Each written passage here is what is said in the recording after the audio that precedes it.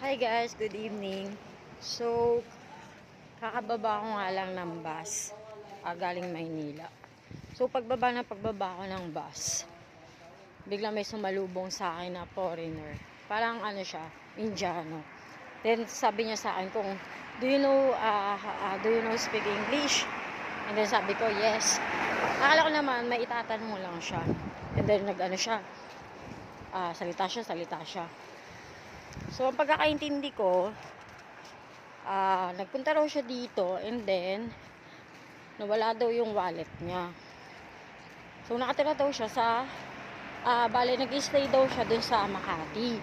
Tapos, meron daw siyang contact na kaibigan niya na ang usapan nila, makikita sila sa Buendia.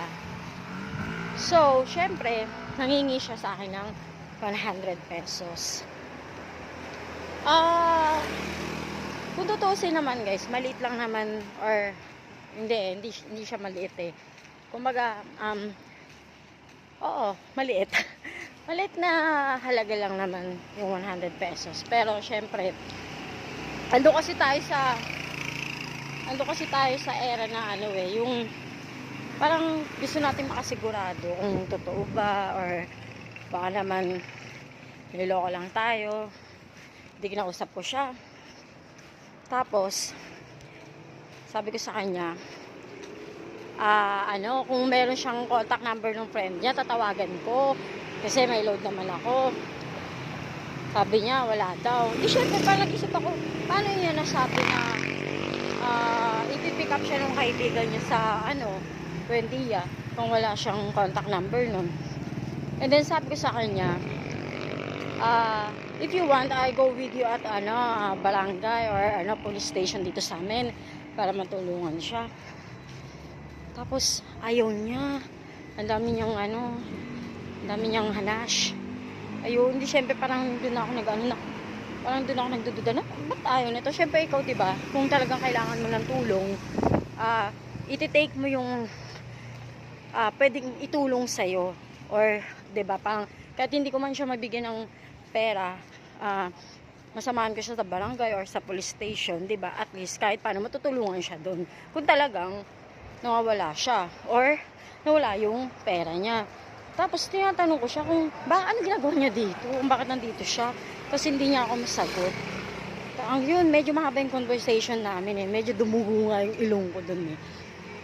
Pero yun, hanggang sa ending, ayun, umalis siya. Tapos ang gusto niya pa nga, tinatanong niya pa nga kung meron daw akong GCash. Tapos bigay niya daw yung number niya sa akin, isend ko daw sa kanya.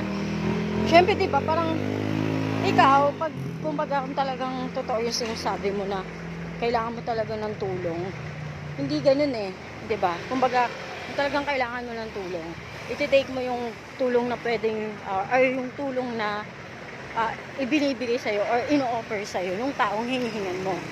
Diba? Tama ako. Pero nung umalis siya tapos parang umiiling-iling siya, siguro, ewan ko, kung anong pumapasok sa isip ko, parang feeling ko tuloy na nagigilty ako na hindi ko alam na baka mamaya nagsasabi pala siya ng totoo, tapos hindi ko siya pinaniwalaan. Parang ganun guys. Kaya parang nagigilty ako ng a little bit. Pero, syempre, naisip ko pa rin, diba, na dapat, kung talagang kailangan niyo ng tulong, dapat binigay niya sa akin number ng friend niya or sumama siya sa akin sa barangay, sa police para mas matulungan siya, 'di ba? Ganun. Yun lang, share ko lang guys.